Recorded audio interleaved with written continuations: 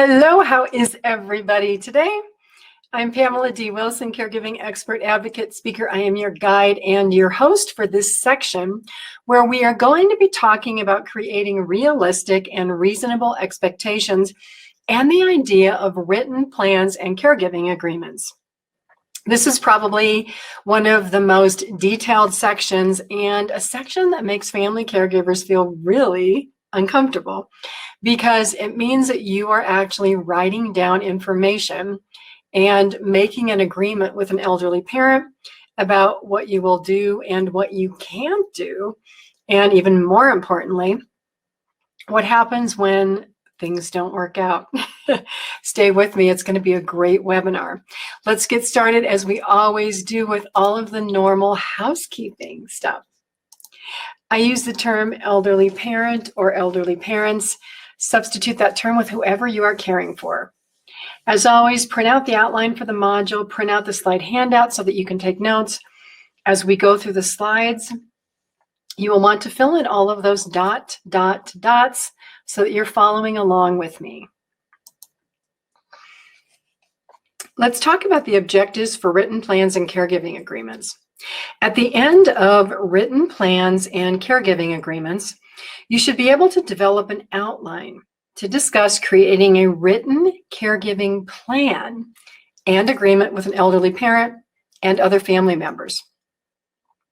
This plan should predict the circumstances that can change aspects and end the caregiving agreement when the situation just doesn't work anymore, when the caregiver feels that the situation is not practical or sustainable.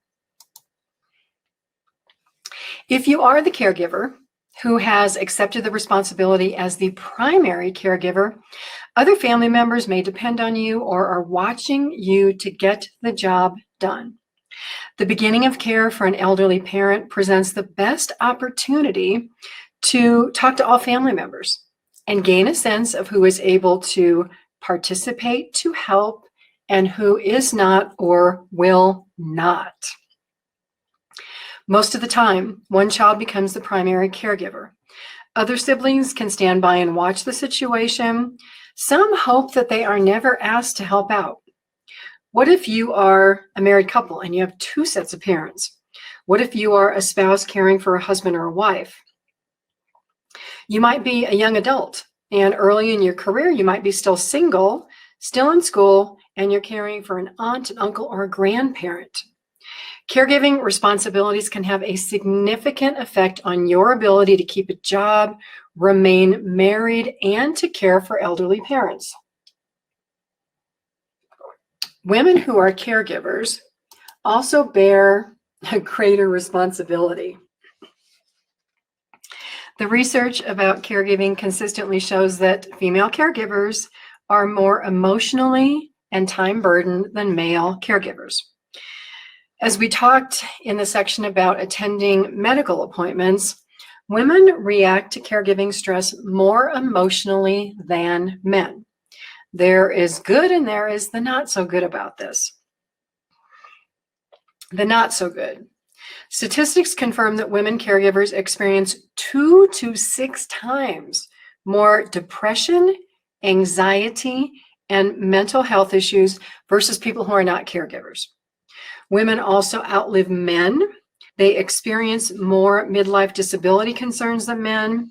Women are more likely than men to opt out of that workforce, to care for children, to care for elderly parents, and to care for a spouse. In many cultures, caregiving is still considered women's work. I laugh at that. Women have and raise children. They care for a spouse, they care for aging parents, which makes it look like caregiving is women's work, but it shouldn't be. The statistics are about 60% of caregivers are women, 40% are men. We need to equal that balance out a little more. The good part about women being more emotional and more relationship focused is that women do provide more of that hands-on care, that touch. However, from that hands-on care, so help with bathing, lifting parents, women suffer more physical injuries. And they need care in their later years. Women caregivers provide more hours of care. As that time commitment increases, the level of caregiver stress increases. All caregivers, even men, are hesitant to ask for help. However, men are more likely to hire paid caregivers versus women who feel like they have to do it all. Hiring paid caregivers can actually be a very positive aspect of caregiving relationships. Let's talk a little bit about men. Men look at caregiving as a responsibility, but they also look at it more as a puzzle or a problem to be solved with a list of tasks or projects to complete. That problem-focused approach versus the emotional approach of women results in less stress.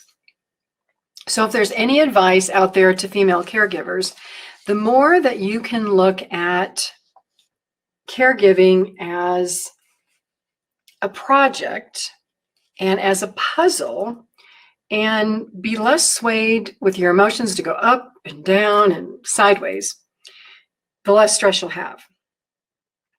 Male caregivers want to manage care, and they're more likely to hire help, and hiring help is a good thing. It is okay. Because caregiving situations, they benefit from two areas. They benefit from the relationship-focused care and the management of tasks. So this actually gives families, siblings, brothers and sisters, the opportunity to work together based on different interests and based on strengths.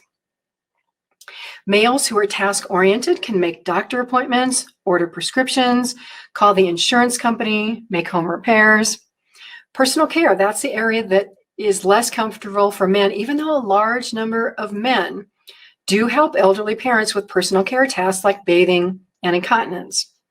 Women who have the more nurturing qualities can be more suitable for cooking meals, household tasks, helping elderly parents with bathing, incontinence.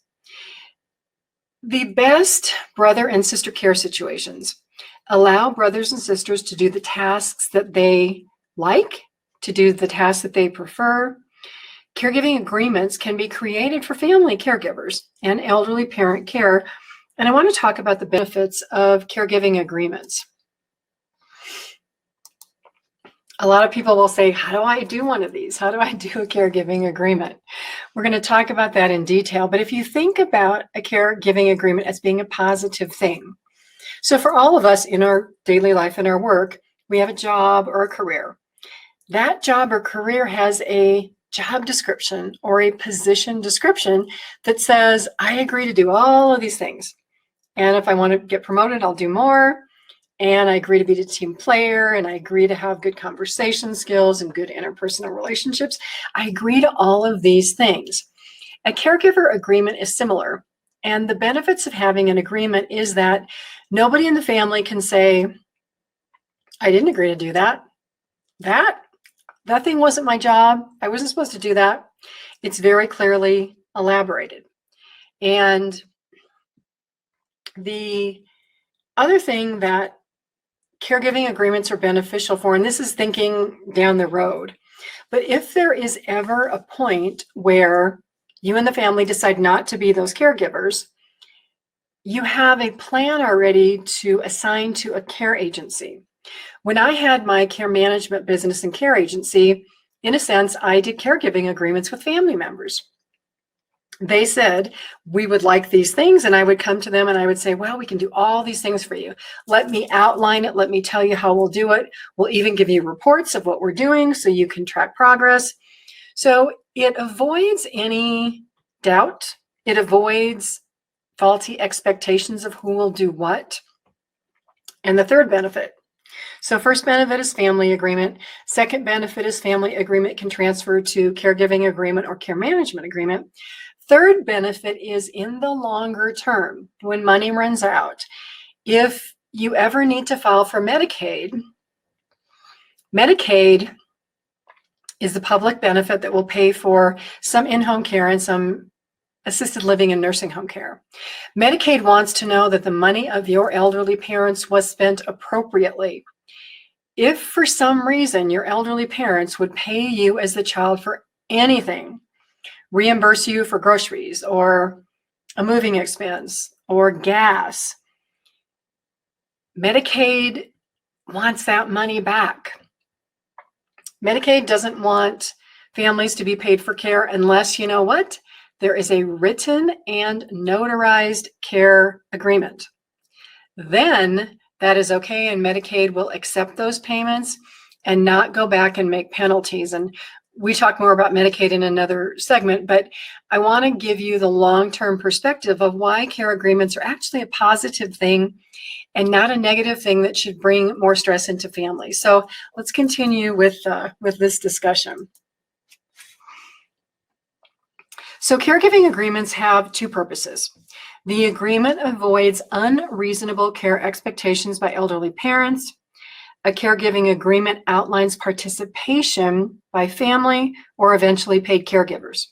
For brothers and sisters who are family caregivers, discussing the details of care provided and the time commitment supports realistic discussions to minimize family conflict.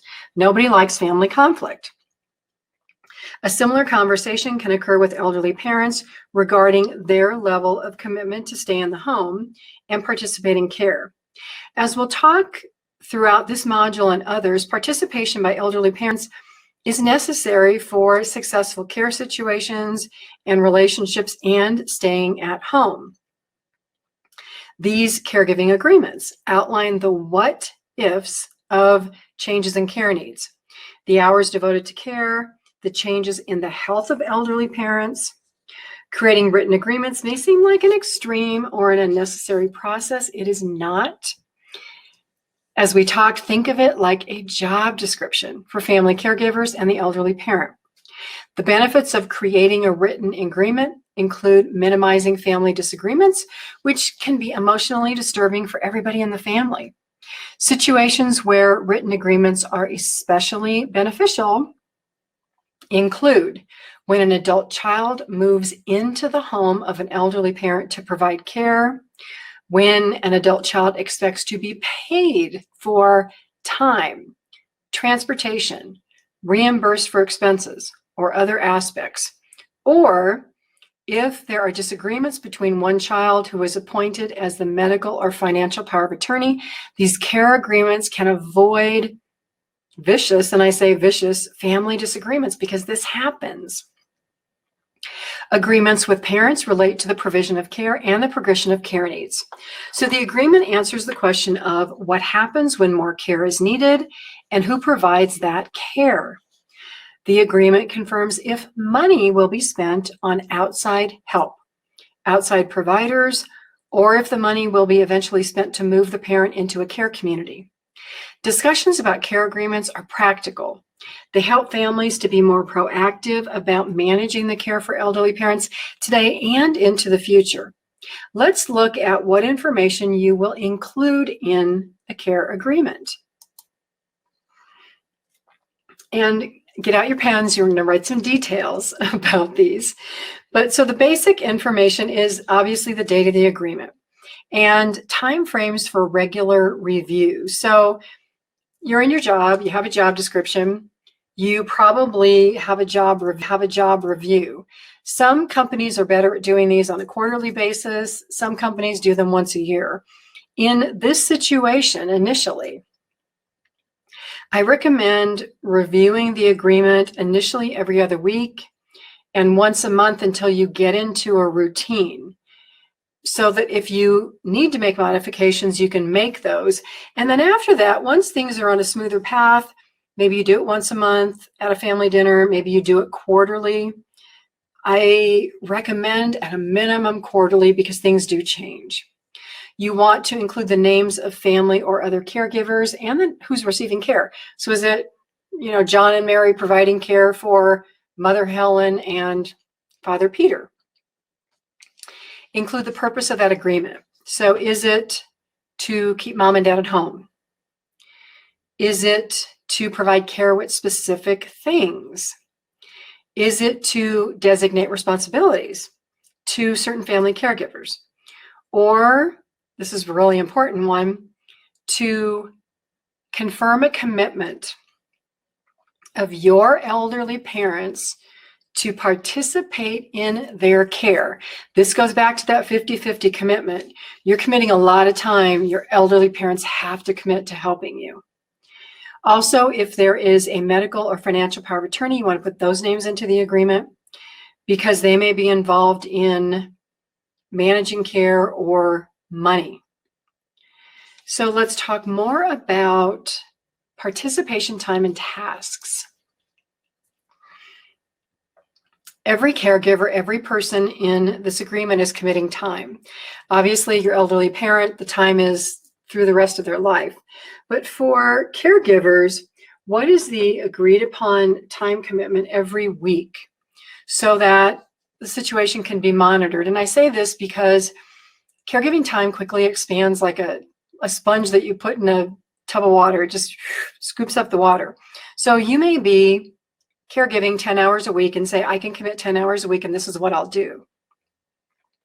And as you monitor this, all of a sudden, that 10 hours a week is now taking 15 or it's now taking 20, which is why you want to put in an initial time commitment and then gauge that. And then for every caregiver, we go to tasks. So what's the agreed upon list of tasks per week that caregiver will do? Again, so that if other tasks are identified, that caregiver not necessarily is taking on more tasks, but maybe the tasks are divided among other family members, or maybe that is the time that you start looking at outside caregivers. So this really is a path toward monitoring what care is needed and noticing those subtle changes when more and more and more care is needed. You also want to include a schedule, and this is more for your parents than anything. So include a caregiving schedule of when tasks will be completed, visit dates by caregivers, so that your elderly parents are not calling you and wondering, when are you coming over? When are you calling? What is grocery day? When are we going to a doctor appointment? You want to minimize uncertainty about schedules. Also, exclusions are very, very important. You want to include tasks that caregivers will not agree to perform so that considerations can be given to the possibility of having to hire outside care staff or care managers. So, for example, sometimes bathing in the early stages is easy because it's not a lot of effort. But if mom or dad eventually are in a wheelchair and they require more transfer assistance and more hands-on assistance, and they're incontinent, or they have a catheter, or they have an ostomy bag, those are real tasks that family caregivers do that sometimes they say, I am just not equipped to do that. We've got to hire somebody to do that. And that's okay. And then again, last on this slide is the 50-50 parental commitment. Commitment for activities and self-care by an elderly parent so that they're doing their part to hold up this agreement and everybody feels like everybody's pitching in, like everybody is a team. Let's talk about money. Expenditures, purchases, and payments. In the agreement, you want to have a process for purchase of items like groceries and prescriptions if it's made by the caregiver. And I want to talk about budgets and money for a minute. So obviously, your elderly parents have some retirement income, some monthly income to pay for bills and groceries and things like that. But what you don't want to have happen in the family, which is why this agreement is important, is you want to have one caregiver who has special tastes. And instead of having store brand ice cream, they have to have the Haagen-Dazs, which is like $8 more. We don't want family caregivers bringing their personal preferences into the home of the family parents and costing more money. So part of this agreement is, what's a food budget? What are we spending every week on groceries? Is it $50? Is it $60? So that everybody who participates in the agreement, if they do anything that relates to the expenditure of money, there is a very clear delineation on what they can spend. There is commitment to bring receipts. So if you need to be reimbursed, mom or dad just doesn't give you money. A receipt comes in, it gets documented, you get reimbursed. Because if there is a power of attorney, the financial power of attorney has to document all of these costs. If there's a conservator, that conservator reports to the court. Receipts have to be kept for everything, for every expenditure. And especially if this ever goes to a point where you're applying for Medicaid, Medicaid is going to say, well, where did that $500 go to? You need receipts. You need check ledgers. All of this is so very important. You want to talk about reimbursement for mileage for the caregiver if the caregiver is driving the caregiver's car. And really important one, whether or not the caregiver will be paid for his or her time. So many family caregivers, adult children, do this and don't expect to be paid. And sometimes they can't be paid because parents don't have money. But if any type of payment is agreed upon, as we talked about, you want to have it clearly written out in these agreements. If there are a lot of details, you can even do a separate agreement about costs. Notarize these agreements so that there's no question about income reporting, tax payments.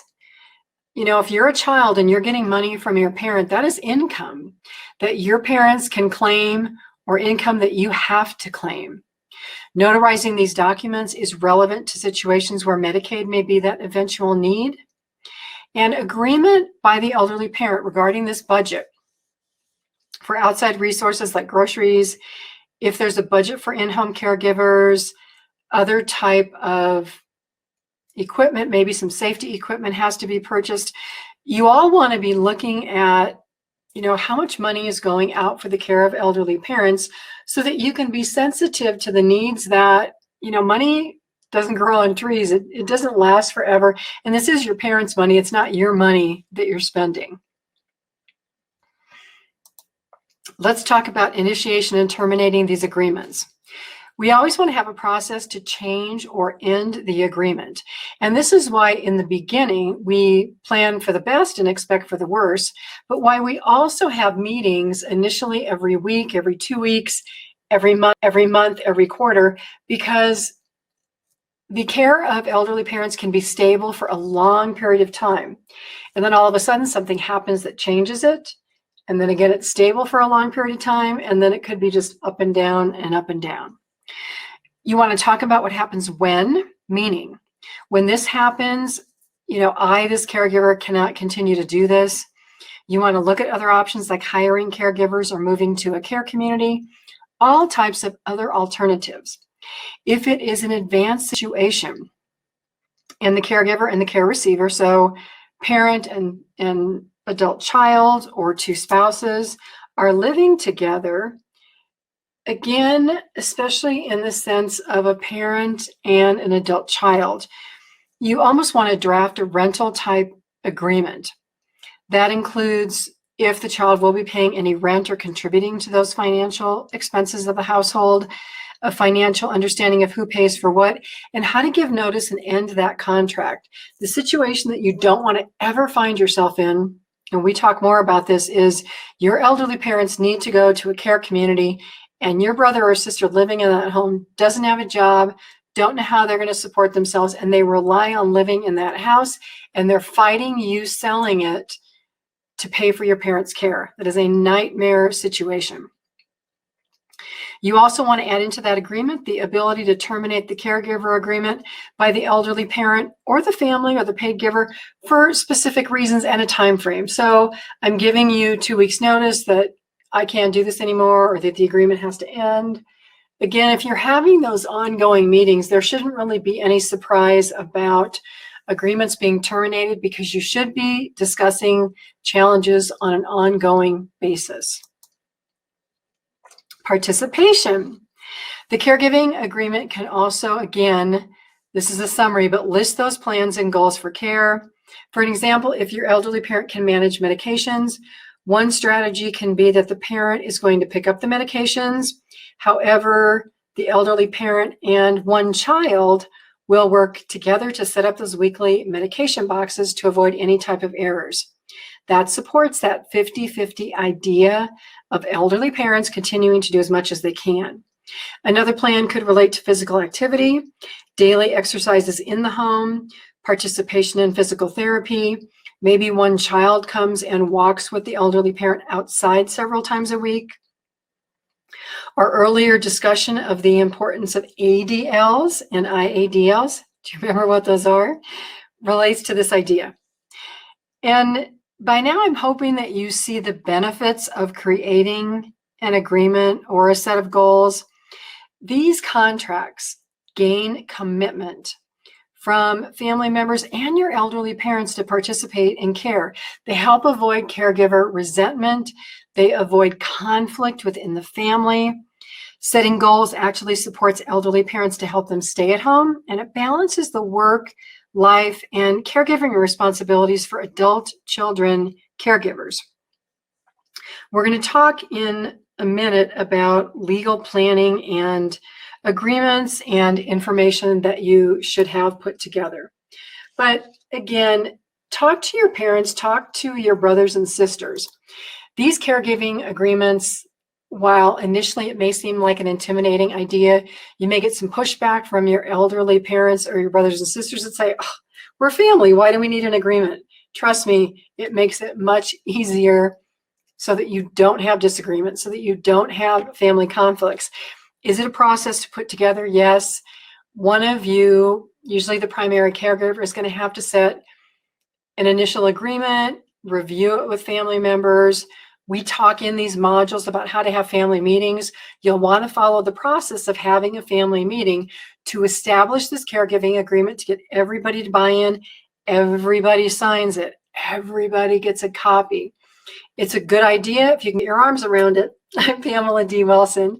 Thank you for joining me so much for this webinar. I will see you in the next webinar where we talk a little bit more about legal definitions and why you also want to have a medical power of attorney, a financial power of attorney, and a living will. I'll see you in the next webinar. Thank you so much for being with me for this one.